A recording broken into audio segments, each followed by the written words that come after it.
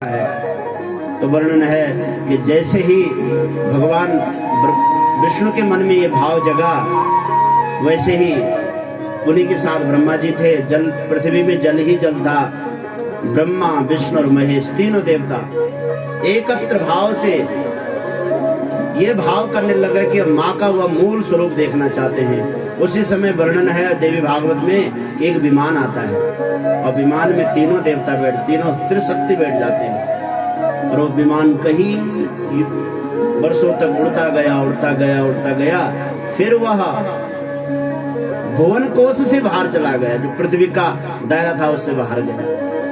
तब तो उन्हें एक बहुत सुंदर द्वीप मिला, जिस द्वीप में महाराज सब जगह मीठा ही मीठा जल था। उस द्वीप के मध्य में एक मणियों से विराजमान एक सुंदर पर्वत था। उस सुंदर पर्वत पे जैसे इन देवताओं ने प्रवेश किया, वहां तो महाराज अनेक प्रकार की सुख सुविधाओं से संयुक्त दिव्य महल है। उस महल में जैसे ही ब्रह्मदेव ने, भगवान विष्णु ने प्रवेश किया, उनको वहां पर माता के अनेक स्वरूप दिखाई दिए। माँ भुवनेश्वरी ने जब उनको अपना दिव्य स्वरूप दर्शन दिलाया, उसी समय महाराज वर्णन है कि माँ भुवनेश्वरी ने अपने अंश से ब्रह्मा जी को सरस्वती प्रदान की, भगवान विष्णु को लक्ष्मी प्रदान की और भगवान शिव को माँ गौरी प्रदान की। तीनों शक्तियां दे करके भगवान ने माँ जगदम्बा का पूजा किया। तो सबसे पहला जो पूजन इस पृथ्वी मंडल पर भगवती का है, वो त्रिदेवों ने किया है। तीनों ने शक्तियां प्राप्त की उस माँ से। और भगवती का पूजन कैसे होना चाहिए, तो इसका वर्णन है कि जब हम नवरात्रि करते हैं तो 4 नवरात्रों का वर्णन है देवी भागवत में। चैत्र का नवरात्रा, आश्विन का नवरात्रा, ये 2 जो नवरात्रे हैं, ये जो है प्रकट नवरात्रे हैं। इनमें भगवती का पूजन करें जितनी आपकी सामर्थ्य है, क्योंकि इस समय प्रकृति जो है ऋतुएं परिवर्तन करती है।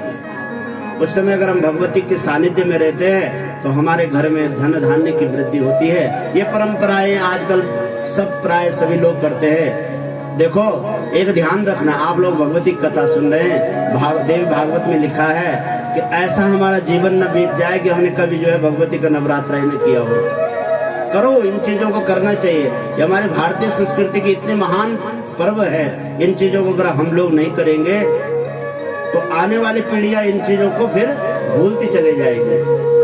यद यद आचरति श्रेष्ठः तत्तद् देवेतरो जनः सयत प्रमाणम कुरुते लोकस्तदनुवर्तते। आपके घर में कोई संत आता है, कोई ब्राह्मण आता है, कोई विद्वान पुरुष आता है, तो आप उसके चरणों में प्रणाम करो।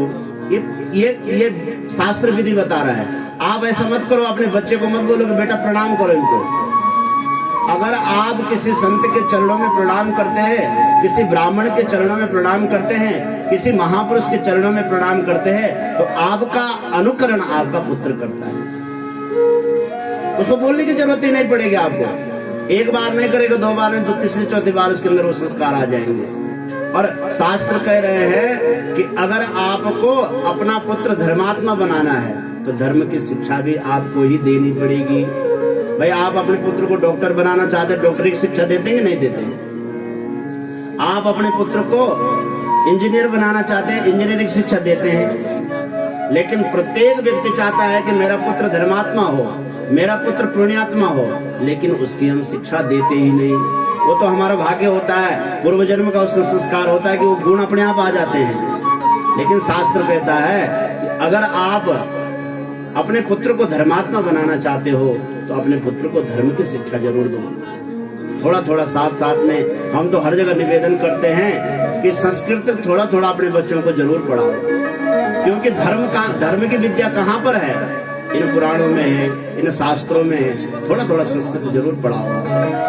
आज तो महाराज संस्कृत पढ़ कर के व्यक्ति बहुत ऊंचे पदों पर भी जा रहा है, ये तो बात ही अलग है।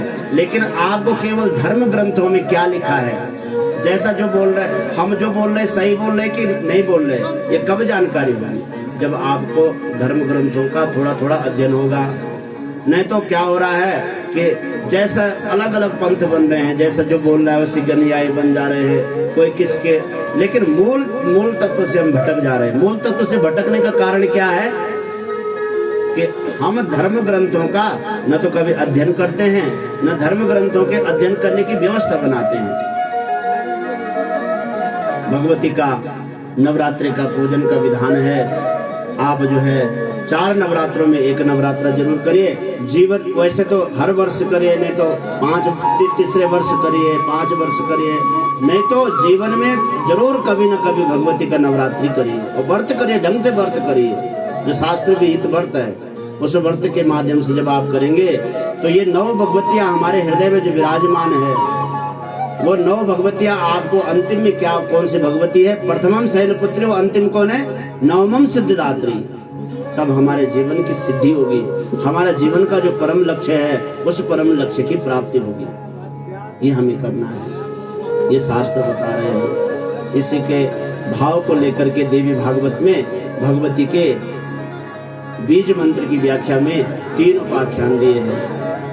एंकारे सृष्टि रूपाये, ह्रींकारे प्रतिपालिका, क्लींकारे काम रूपिणे, बीज रूपे नमोस्तुते। बल माँ भगवती के मुख्य रूप से 3 स्वरूप है। जो भगवती का जो बीज मंत्र है, एम ह्रीम क्लीम चामुंडाए बिचे, ये मंत्र है। इस मंत्र की व्याख्या है यहाँ पर देवी भागवत में। बोले एंकार जो उसमें बीज मंत्र में एंकार लगा है वह सृष्टि रूप है। सृष्टि रूप माने सरस्वती रूप है। सृष्टि कौन करते हैं? ब्रह्मा जी करते हैं। और ब्रह्मा जी सृष्टि किसकी शक्ति से करते हैं? माँ सरस्वती की शक्ति से। जितना भी विकास हो रहा है संसार में आप देख रहे हैं, ये किसके प्रभाव से हो रहा है? विज्ञान के प्रभाव से हो रहा है। और विज्ञान की दात्री कौन है? भगवती सरस्वती है। आज मोबाइल आ गया, जितने भी यंत्र तंत्र जितने भी आ रहे हैं, किसके प्रभाव से आ रहे हैं? एंकार के प्रभाव से। एंकार माने सृष्टि रूपा भगवती सरस्वती के प्रभाव से आज हम साधन संपन्न हो रहे हैं। इस एंकार बीज मंत्र की व्याख्या में बहुत सुंदर उपाख्यान है श्रीमद् देवी भागवत में कि एक जो है कौशलेशो द्विजा कश्चित देवदत्ते विश्रुता अनपत्यश्चकारे दिश पुत्राय विधि पूर्वकम। कौशल देश में, कौशल देश कहते हैं अयोध्या, वर्तमान में उसका नाम अयोध्या है। कौशल देश में महाराज एक सुंदर देवदत्त नाम के ब्राह्मण थे। बड़े वेदज्ञ ब्राह्मण, वेदाध्ययन कराते थे। अपने यहाँ जो है वो सारे ब्राह्मण बच्चों को नित्य वेद पाठ कराते थे, वेद मंत्रों को सिखाते थे। बहुत सौभाग्यशाली इनका परिवार था। इनका विवाह होता है, रोहिणी नाम की इनकी धर्म पत्नी बनती है। रोहिणी से विवाह हुआ, बहुत समय बीता, महाराज इनकी संतति नहीं हो रही। सब कुछ अच्छा है, धर्म कर्म करते हैं, धर्मात्मा है, पुण्यात्मा है, लेकिन कुछ हमारे ग्रहों का चक्र बनता है, कुछ हमारे पूर्व जन्म का संस्कार होता है, जिसके प्रभाव से महाराज इनके सब कुछ अच्छे होते हुए भी इनकी संतान नहीं थी देवदत्त जी की। अब तो इनके मन में बड़ा क्षोभ होता था कि सब कुछ ठीक है लेकिन मेरी संतान नहीं है। एक दिन उन्होंने महाराज तमसा तीर्थस्थाय कृत्वा मंडपमुत्तमं द्विजान आहूय वेदज्ञ सर्वकर्मान् विशारद। ये विद्वान पंडित थे स्वयं। इन्होंने पृथ्वी मंडल के जितने भी श्रेष्ठ विद्वान थे सारे विद्वानों को बुलाया और सारे विद्वानों को बुला करके उनके द्वारा एक दिव्य यज्ञ कराया।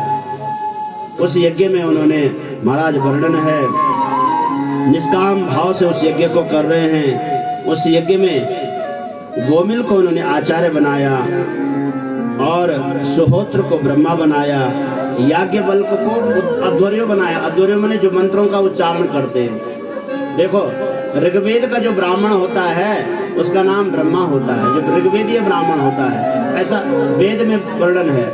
जो सामवेदीय ब्राह्मण होता है, जो सामवेद का ज्ञाता ब्राह्मण होता है, उसका नाम वेदों में उद्गाता कहा गया, वो गायन करने वाला होता है सामवेदीय ब्राह्मण। जो ऋग्वेद का ब्राह्मण होता है उसे कहते हैं ब्रह्मा। ब्रह्मा माने जो यज्ञ की विधियों को जानता है। तो इन्होंने ब्रह्मा तो बनाया, सुहोत्र आचार्य को, बड़े उस काल के बहुत दिव्य आचार्य थे सुहोत्र। याज्ञवल्क्य को अध्वर्य बनाया, ये जो है।